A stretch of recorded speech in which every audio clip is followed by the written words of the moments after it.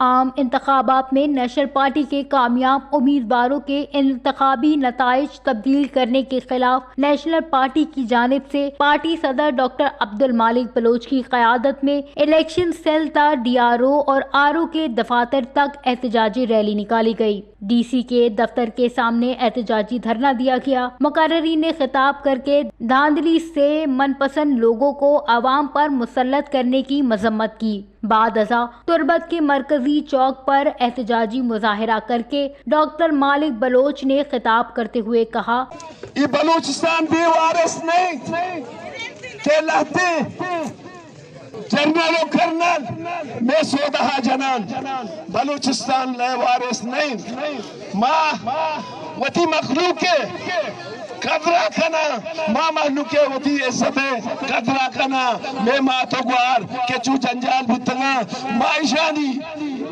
عزت ایشانہ جستا کنا کہ شما مارا بی عزت کنگائے اگر شما میں ای پہ میں حرکت کنے یقیناً بلوچارہ تو داشت کو نہ کنے سنگتاں جو دے واسطہ تیار کنے وطارا ماں شما جو دے پیداوارا ماں ای سیٹاں انچو ڈچارا ماں سیاسی نظریاتا چارا ماں بلوچ تشخصا چارا ماں ہوتی راجہ چارا یہ پہ میں سیٹانا لانت ہے کہ میں غیرتا میں بڑھا۔ بلوچوں کے حق نمائندگی چھین کر چوروں کو راتوں رات کامیاب کرایا گیا۔